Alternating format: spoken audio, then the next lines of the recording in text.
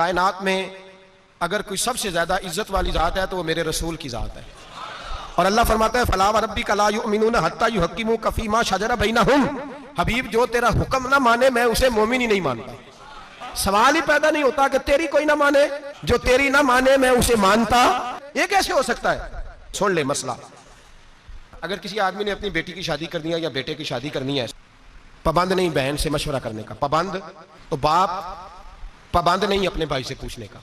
کر لے تو اس کی اچھی بات ہے، اس کی اپنی، وہ پابند تو آپ ناراض ہیں، مجھے پوچھا ہی نہیں، کیوں ناراض ہوئے آپ نے زبردستی مشورہ دینا تھا.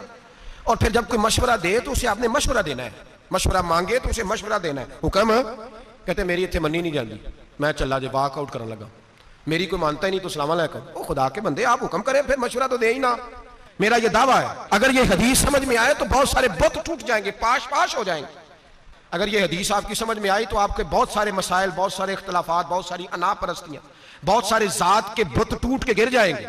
حکم یہ تھا غلام کے لیے، کنیز کے لیے حکم یہ تھا کہ اس کا آقا اگر چاہتا تو اپنی مرضی سے اس کی شادی کر سکتا تھا، لیکن جب وہ آزاد ہو جاتی، جتنے پیسے اس کے آقا نے دیے ہوتے، اگر وہ پیسے دے کے بی بی آزاد ہو جاتی تو جہاں وہ چاہتی تھی دوبارہ شادی کر سکتی تھی. اس کا نکاح خود بخود ختم ہو جاتا تھا آزادی کے بعد. اب چونکہ کنیزائیں لونڈیاں نہیں رہیں، اب وہ مسئلے بھی، وہ اس طرح سے شریعت کا حکم بھی نہیں آتا، چونکہ وہ لوگ ہی موجود نہیں رہے جن پہ حکم آتا تھا. بت پالا ہوا ہے، مجھے میری مانی نہیں تو یہ جا رہا ہوں وہ جا رہا ہوں. جب مدینے والے حبیب گنجائش دیتے ہیں مشورے کی کہ میرا مانا تب بھی ٹھیک ہے، نہیں مانا تو تیری عزتیں، تیرے وقار نبی پاک سے بھی معاذ اللہ اوپر چلے گئے ہیں. توڑ دو، چھوڑ دو یہ جو اندر بت پال رکھے ہیں. میں جو سر بسجدہ ہوا کبھی تو زمین سے آنے لگی صدا، تیرا دل تو ہے صنم آشنا، تجھے کیا ملے گا نماز میں. تو بت بنا کے بیٹھ گیا، مشورہ دیا کر، حکم نہ دیا کر. جو برادری کے بزرگ کہتے ہیں نا میری نہ مانی تو میں ناراض ہوں، تو ان کی منت کریں کہ آپ ناراض ہو جائیں، آپ کی مہربانی. اور میں ذمہ داری سے بات کہہ رہا ہوں، ان سے کہ ہو جائے ناراض، بسم اللہ ہونا چاہیے آپ کو.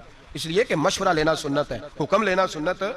ہم حکم دیتے پھرتے ہیں، مشاورت کی دین کے اندر بہت بڑی. اور پھر قربان جائیں میرے نبی پاک، بڑا بعض لوگ ایسے ہوتے ہیں جن سے مشورہ لے لینا چاہیے. اس سے بڑی ڈگری نہیں جو سند میرے نبی نے حضرت عمر اور جناب ابو بکر صدیق کو عطا فرمائی.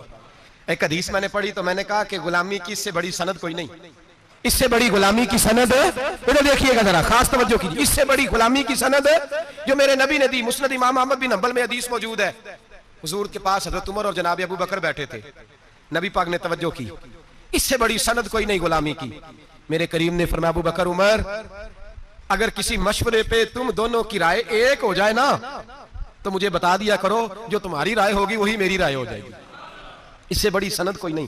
اگر نبی پاک حضرت ابو بکر سے مشورہ کر سکتے ہیں تو استاد جی کو بھی چاہیے کبھی کبھی شاگرد سے مشورہ کر لے. کوئی نہیں پیر صاحب کی ولایت میں کمی آنے لگی، اگر کچھ مریدوں سے وہ بھی مشورہ، ابا جی کو بھی چاہیے کبھی کبھی بیٹے سے مشورہ کر لے. کوئی نہیں ولایت کی سند سے نیچے نہیں گرنے لگے، کر لینا چاہیے، کرنا چاہیے.